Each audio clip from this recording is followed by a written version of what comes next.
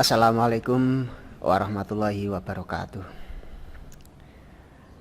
Yang saya hormati Bapak Kepala Sekolah SMK Budi Utomo, DRS Widodo, MSI MPD.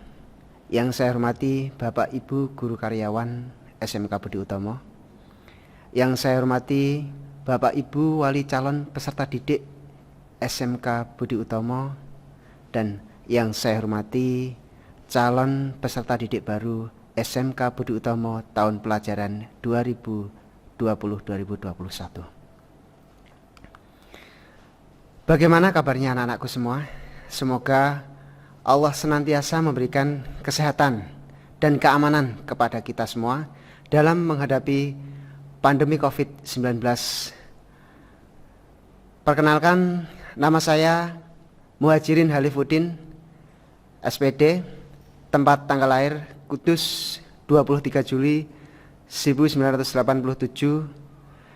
Di SMK Budi Utomo saya mengampu guru bimbingan dan konseling, dan saat ini sebagai Ketua MPLS SMK Budi Utomo tahun pelajaran 2020-2021. Pertama, saya ucapkan selamat datang kepada anak-anakku sebagai peserta didik yang baru bergabung di SMK Budi Utomo. Semoga selama menempuh pendidikan, selama bersekolah di sini nantinya diberikan aman, selamat, lancar, dan barokah. Kemudian perlu saya sampaikan bahwa acara masa pengenalan lingkungan sekolah ini merupakan acara tahunan di SMK Budi Utomo, di mana tujuannya untuk mengenalkan keadaan, mengenalkan kondisi, tempat-tempat yang akan kita gunakan selama belajar di SMK Budi Utomo, serta mengenalkan para guru dan karyawan yang nantinya akan membimbing siswa-siswi di SMK Budi Utomo selama 3 tahun. Yang menjadi spesial di tahun ini yaitu karena kita menghadapi masa new normal di dalam pandemi COVID-19 ini. Ini sesuai himbauan pemerintah, maka kegiatan MPLS khusus di tahun pelajaran 2020-2021 dilaksanakan secara daring ataupun luring. Dan tema kegiatan MPLS kita ini adalah menggali kebaikan dan potensi diri dengan maksimal dari rumah. Dalam arti siswa mampu memperoleh manfaat di dalam masa pandemi COVID-19 ini dengan mampu menggali potensi diri meskipun hanya di rumah saja. Dan perlu saya sampaikan, pada tahun ajaran 2020-2021 ini SMK Budi Utomo menerima peserta didik baru sejumlah 550 siswa dari seluruh Nusantara dengan jumlah 16 kelas atau rombel belajar. Semua siswa bisa mengikuti acara MPLS ini karena telah terpilih dan akan menjadi bagian dari keluarga besar SMK Budi Utomo mulai tahun 2020 saat ini.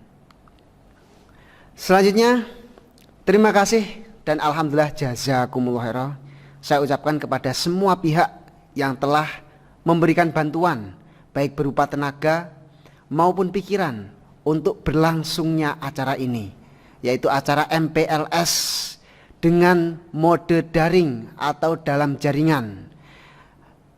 Tetap berada di rumah tapi tetap melaksanakan MPLS, masa pengenalan lingkungan sekolah. Semoga dengan adanya acara ini dapat mengakrabkan lagi hubungan silaturahim kita baik antara sesama siswi maupun dengan Bapak Ibu guru. Untuk selanjutnya perlu kami sampaikan bahwa saat ini kita harus menjalankan penerapan protokol kesehatan. Salah satunya di SMK Budi Utomo sendiri harus menjalankan penerapan protokol kesehatan sesuai dengan anjuran pemerintah. Mengapa protokol kesehatan itu penting? Ya. Karena apa? Pemerintah telah menyiapkan skenario kehidupan yaitu new normal di tengah pandemi COVID-19 ini atau karena ada virus corona. Yang kedua, Menurut Ketua Tim Pakar Gugus Tugas Percepatan Penanganan COVID-19, Wiku Adhisa Smita, new normal adalah perubahan perilaku untuk tetap menjalankan aktivitas normal. Namun, ditambah penerapan protokol kesehatan guna mencegah terjadinya penularan COVID-19. Penerapan protokol kesehatan SMK Budi Utomo, jadi dalam penerapannya protokol kesehatan SMK Budi Utomo, kita harus melakukan 6 hal. Yang pertama, jaga kebersihan. Yang pertama itu jaga kebersihan tangan kita. Yang kedua, jangan menyentuh wajah. Yang ketiga, terapkan etika batuk dan bersin. Yang keempat, pakai masker. Nah, sama seperti pertama awalnya, memakai masker. Ini sudah disediakan juga. Yang kelima, jaga jarak. Yang keenam yaitu jaga kesehatan. Jaga kebersihan tangan. Ya, tangan kita ini harus selalu bersih, dimanapun bagaimanapun kondisinya. Bersihkan tangan dengan cairan pencuci tangan atau hand sanitizer. Apabila permukaan tangan tidak terlihat kotor, maka cukup memakai hand sanitizer. Namun, apabila tangan kotor, maka bersihkan menggunakan sabun dan air mengalir. Cara mencucinya pun harus sesuai dengan standar yang ada, yakni meliputi bagian dalam, bagian dalam tangan, punggung, sela-sela, serta ujung jari tangan kita. Yang kedua, jangan menyentuh wajah. Dalam kondisi tangan yang belum bersih, sebisa mungkin hindari menyentuh area wajah, khususnya mata, hidung, dan mulut. Mengapa? Tangan kita bisa jadi terdapat virus yang didapat dari aktivitas yang kita lakukan. Jika tangan kotor ini digunakan untuk menyentuh wajah, khusus di bagian yang sudah disebutkan sebelumnya, maka virus dapat dengan mudah masuk ke dalam tubuh. Sehingga hindari untuk menyentuh wajah sebelum mencuci tangan. Yang ketiga, kita perlu menerapkan etika batuk dan bersin. Itu sudah harus dimulai dari sekarang, meskipun siswa-siswi masih berada di rumah kegiatan MPLS, sehingga nanti ketika datang sampai di Budi Utomo itu sudah terbiasa.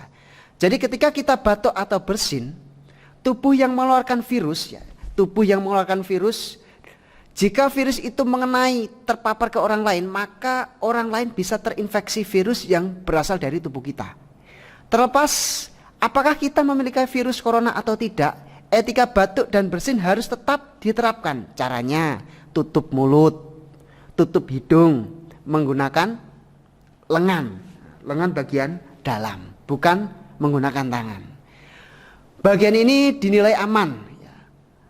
Menutup mulut dan hidung dengan optimal. Selain itu, bagian lengan atas dalam ini tidak digunakan untuk beraktivitas menyentuh wajah, sehingga relatif aman. Jadi bukan seperti ini, tapi menggunakan tangan, itu akan lebih aman. Selain dengan lengan, bisa menggunakan menutup mulut dan hidung menggunakan kain tisu, yang setelah itu harus langsung dibuang ke tempat sampah. Itu etika ketika batuk dan bersin. Yang selanjutnya, memakai masker. Bagi Anda yang memiliki gejala gangguan pernapasan, kenakanlah masker medis dimanapun saat Anda keluar rumah atau berinteraksi dengan orang lain. Setelah digunakan, masker medis hanya bisa digunakan 1 kali dan harus segera diganti. Jangan lupa buang masker di tempat sampah yang tertutup. Jadi tertutup, dan cuci tangan setelah itu.